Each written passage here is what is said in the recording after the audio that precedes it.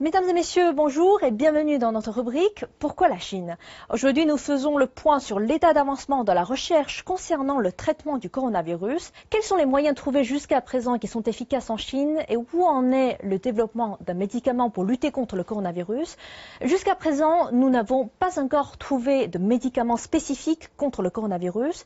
Pour y échapper, après en avoir été atteint, un bon système immunitaire est nécessaire, de même que de bons soins à la fois de la médecine occidentale et chinoise. Tout d'abord, parlons du plasma sanguin. C'est le composant liquide du sang prélevé auprès de patients contaminés désormais guéris.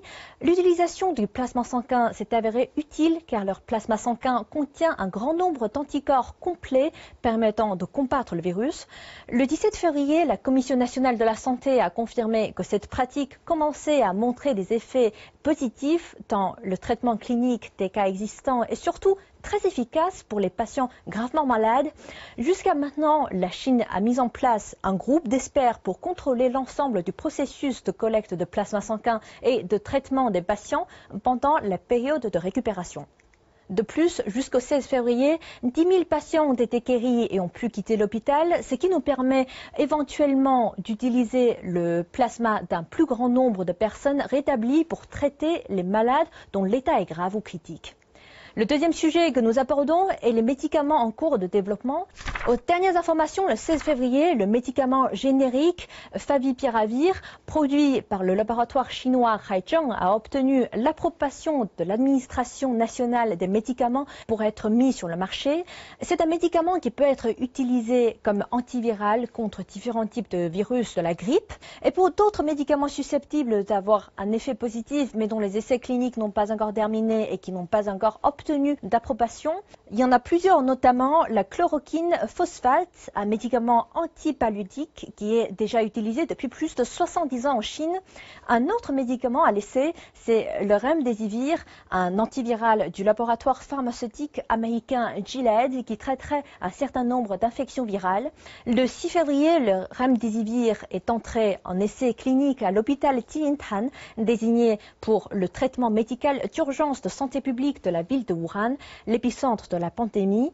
Depuis, les essais se sont étendus à une dizaine d'hôpitaux de Wuhan, mais aujourd'hui, ce médicament est encore en période d'essai clinique. Dans une interview accordée à l'agence de presse Chine Nouvelle, le médecin en chef du laboratoire Gilead, Mehrdad Barseh, a confirmé qu'il faudrait encore environ un mois pour avoir plus de données à partir des essais cliniques aléatoires en vue de prouver que le médicament est à la fois sûr et efficace.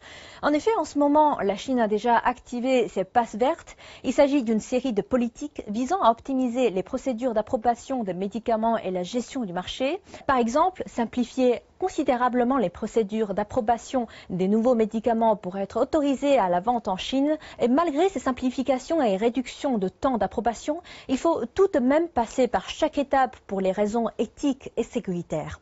Le traitement par la médecine chinoise a aussi montré ses effets durant cette lutte contre l'épidémie.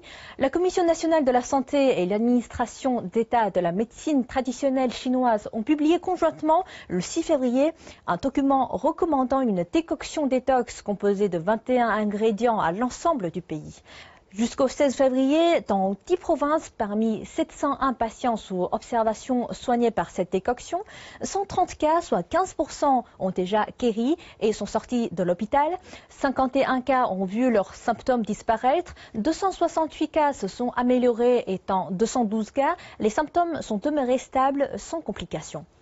Outre la décoction, les sachets de granules nommés remède numéro 1 contre la pneumonie sont aussi entrés en production. Donc, pour faire un récapitulatif, le don du plasma sanguin, donc le don du sang, le développement des médicaments et enfin l'efficacité de la médecine chinoise.